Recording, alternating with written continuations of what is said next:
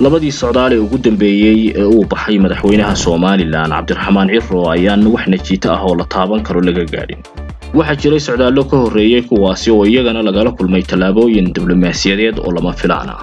waxaana aynu ka xusi karnaa socdaalkii Kenya iyo kii Qatar oo labaduba iyada oo madaxweyne Ciro uu ku sugan yahay ay dafireen jiritaanka madaxbannaanida Jamhuuriyadda Soomaaliland. haddaba maxay tahay sababta ay natiijooyin lama filaan oo aan la sii qorshaysan uga soo baxaan safarada madaxweyne Cabdiraxmaan Maxamed Cabdullaahi Ciro? saddex arrimood oo ku qarsoon iyo ciyaarta diblomaasiyadeed ee ay Soomaaliland ciyaarayso ayaynu warbixinteennan ku falaqaynaynaa. waa diblomaasi aqoon fara badan u leh madaxweynaha Soomaaliland hogaaminaya haatan muddo 10 bilood ah Cabdiraxmaan Maxamed Cabdullaahi Ciro. diblomaasiyadda iyo siyaasadda arrimaha dibadda ee Soomaaliland marka la qiimeeyo korkac weyn ayaa ku yimi, kaasi oo loo aanaynayo laba arrimoodba inay suurto gelisay ama sabab u tahay. arrinta koowaad ayaa isbedelada Soomaaliland ka dhacay iyo doorashada dimuqraadiyadda ee uu madaxweynuhu ku yimi madaxweynihii kalena si nabadgelyo ah u aqbalay natiijada oo ugu wareejiyay. iyo qodobka labaad oo ah Soomaaliland oo meel istiraatiiji ah ku taala oo adduunka oo dhami hadda u soo hanqal taagayo. waxaana ay khubarada dhinaca diblomaasiyadda ku xeel dheer aaminsan yihiin in madaxweyne Ciro uu yahay madaxweynaha fursadda iyo jaaniskii ugu wanaagsanaa helay ee dhinaca aqoonsiga Soomaaliland inuu ku guuleysto, iyadoo markii ugu horeysay madaxweynaha Mareykanka oo ah madaxweynaha dunida uu sheegay arrinta Soomaaliland ee aqoonsiga inuu ka shaqeynayo.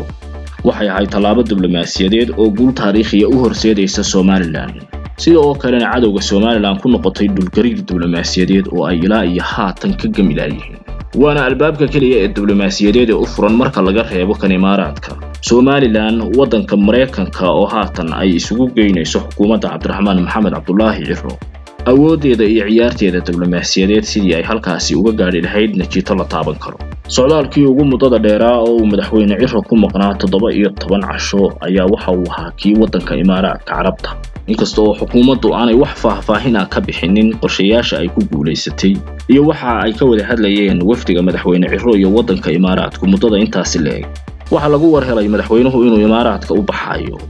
warkii xigeenna waxa uu ahaa in madaxweyne Ciro uu ka soo noqday wadanka Imaaraadka Carabta.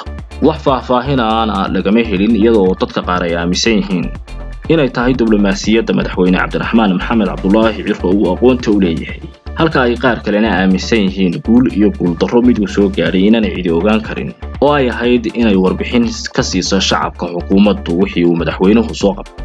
khubarada diblomaasiyadda falaqaya qaarkeed ayaa aaminsan in xukuumadda Cabdiraxmaan Maxamed Cabdullaahi Ciro ay isku wado dalal aan la isku wadi karin ama si isdiidan, oo ay doonayso inay saaxiib la wada noqoto wadamada adduunka oo dhan.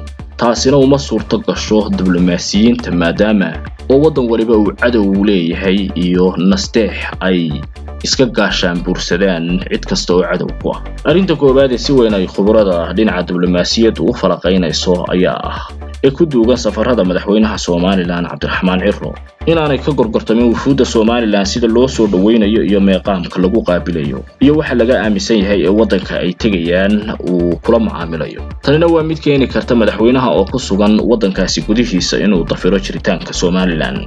iyo qodobka labaad oo isbedel ku yimi siyaasadda geeska Afrika iyo guud ahaanba dunida, taasi oo ay u baahan yihiin inay la falgalaan diblomaasiyiinta madaxweyne Cabdiraxmaan Maxamed Cabdullaahi Ciro hogaaminaya, iyadoo sarmaseegtada diblomaasiyadduna ay badanayso inta ay la falgelayaan, maadaama oo isbedelada ka dhacaya geeska Afrika ay yihiin kuwa saameyn ku leh ballaaran Soomaaliland. qodobka saddexaad ee ay khubaradu u sibir saarayaan safarada madaxweyne Cabdiraxmaan Maxamed Cabdullaahi Ciro ee natiijooyinka lama filaanka ah ee ay ka soo baxeen ayaa ah in diblomaasiyiinta madaxweynaha garabkiisa taagan ee kalkaaliyayaasha u ahi ay iyaga laftoodu u baahan yihiin inay la qabsadaan marxaladda diblomaasiyadeed ee ay ku shaqaynayaan, sida loola macaamilo wadamada ay Soomaaliland xiriirka la leedahay iyo sida la isaga ilaaliyo kuwa Soomaaliland cadowga ku ah ee ka soo horjeeda jiritaankeeda.